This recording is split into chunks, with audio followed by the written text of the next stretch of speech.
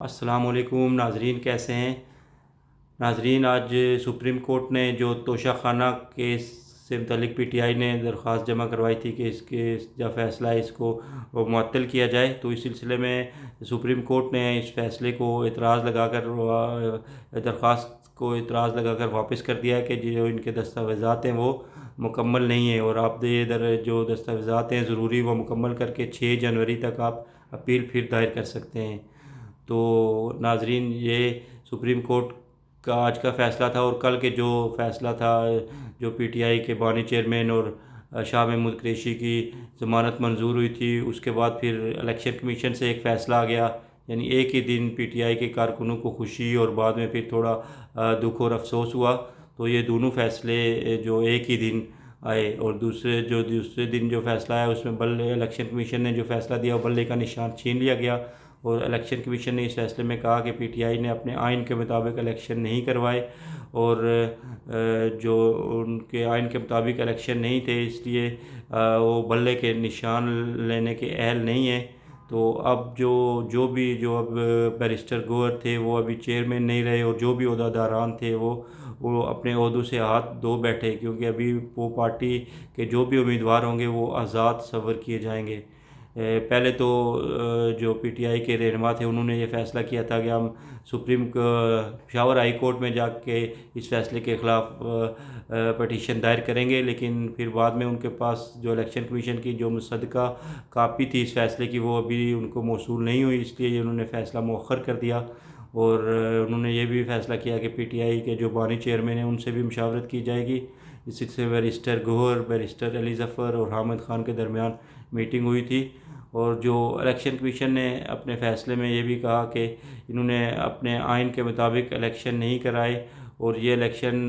بظاہر تو الیکشن نظر نہیں آتے، کیونکہ ان کے جو بھی اراکین ہیں ان کو انہوں نے نومینیشن پیپر تک نہیں دیے کہ وہ الیکشن میں حصہ لے سکیں، اس لیے یہ بلے کے نشان کے اہل نہیں ہیں۔ تو ناظرین، یہ تھے کل کے دو فیصلے، اور اس کے بعد بات کر لیتے ہیں آج جو مسلم لیگ نون کی رہنما ہیں مریم اورنگزیب، انہوں نے کہا ہے کہ یہ جو کہاں کے معصوم ہیں، انہوں نے جو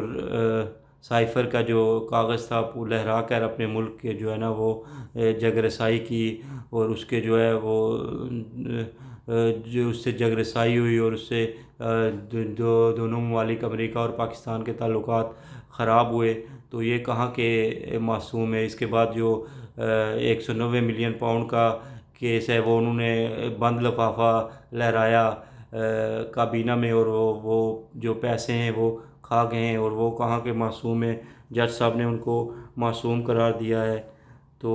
پہلے وہ کہہ رہے تھے کہ پہلے ان کو صادق اور امین کہہ کر مسلط کیا گیا، اور ابھی ان کو معصوم بنا کر مسلط کیا جا رہا ہے، تو وہ کہاں کے لاڈلے ہیں؟ وہ اس لیے لاڈلے ہو گئے کہ ان کو جب سپریم کورٹ میں جاتے ہیں تو جج صاحبان ان کو کہتے ہیں گڈ ٹو سی یو، تو اس لیے وہ لاڈلے ہیں۔ تو مریم اورنگزیب نے آج جو بانی پی ٹی آئی ہے ان کے خلاف کافی سخت لہجہ استعمال کیا۔ اس کے بعد بات کرتے ہیں پرویز الہی کی۔ پرویز الہی کافی ناخوش ہیں، اور ناخوش ان کو ہونا بھی چاہیے، کیونکہ ایک تو وہ بالکل آؤٹ آف سین ہو گئے ہیں، ابھی وہ گرفتار ہیں اس عمر میں، اور دوسرا ان کے جو بیٹے ہیں وہ مونس الہی وہ اسپین میں بیٹھے ہیں، اور وہ جو پرویز الہی ڈیرے کی سیاست کیا کرتے تھے، ابھی وہ ان کے پاس پی ٹی آئی سے چپک کے رہ گئے ہیں۔ ظاہر ہے پی ٹی آئی وہ عہدہ بھی جو ہے وہ میرے خیال میں پی ٹی آئی کے آئین میں نہیں ہے صدر کا عہدہ، اور صدر ہیں لیکن برائے نام صدر ہیں، پی ٹی آئی کو ان کو بظاہر ان کی ضرورت محسوس نہیں ہو رہی، اور نہ ہی آج تک کسی پی ٹی آئی کے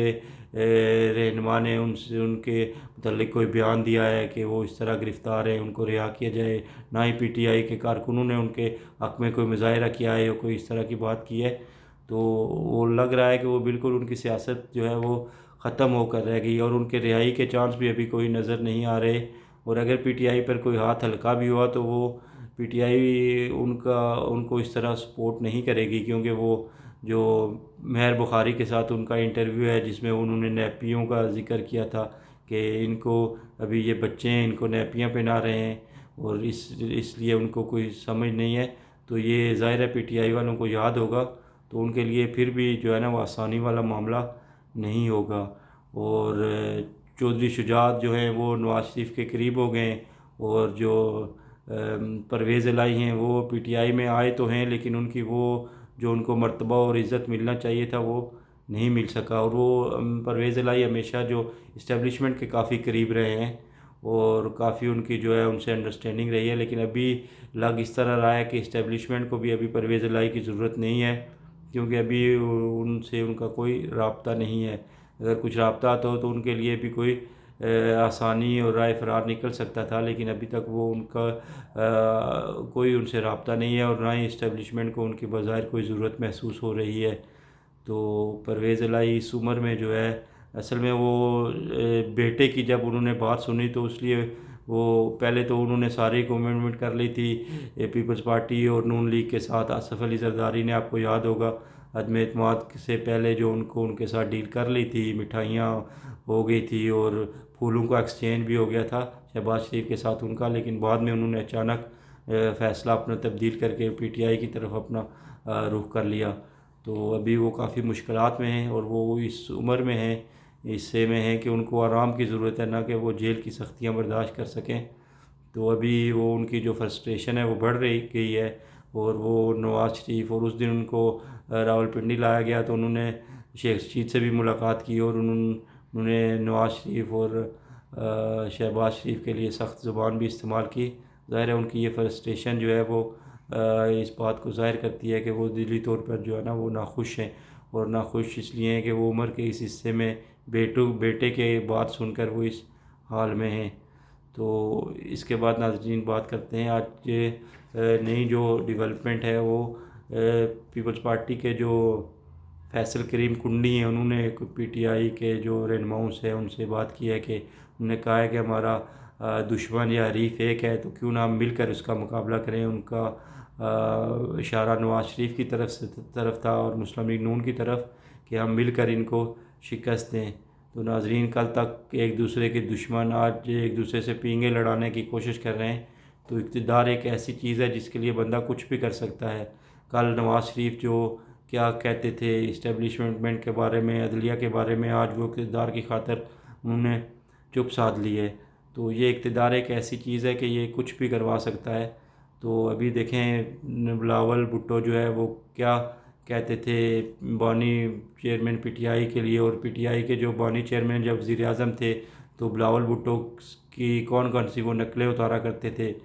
جلسوں کے دوران. آپ کو یاد ہوگا، زیادہ پرانی بات نہیں ہے، کیا کیا القابات ان کو دیتے تھے. وہ ابھی میرے لیے دہرانا بھی مشکل ہے جو القابات ان کے لیے وہ ان کی زبان سے نکلتے تھے. تو لیکن یہ اقتدار ہے، یہ ایک ایسا نشہ ہے کہ اس سے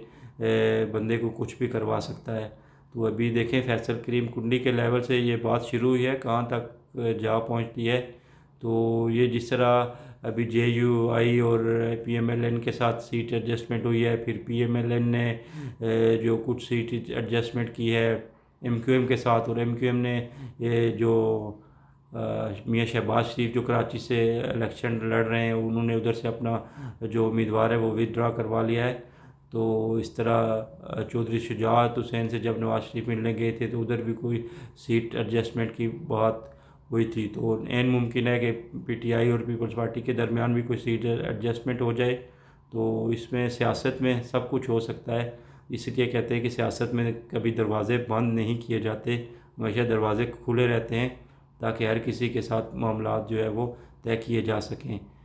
لیکن جس طرح بانی پی ٹی آئی جو ہیں انہوں نے اپنے دروازے بند کر لیے تھے ہر قسم کے سیاسی رہنماؤں سے بات چیت کے لیے، تو یہ ان کی ایک بہت بڑی غلطی تھی جس کی سزا آج وہ بھگت رہے ہیں. اگر اپنے دوران اقتدار وہ تھوڑی سی بھی لچک دکھا دیتے تو آج یہ معاملات ان کے لیے اتنے مشکل نہ ہوتے. کچھ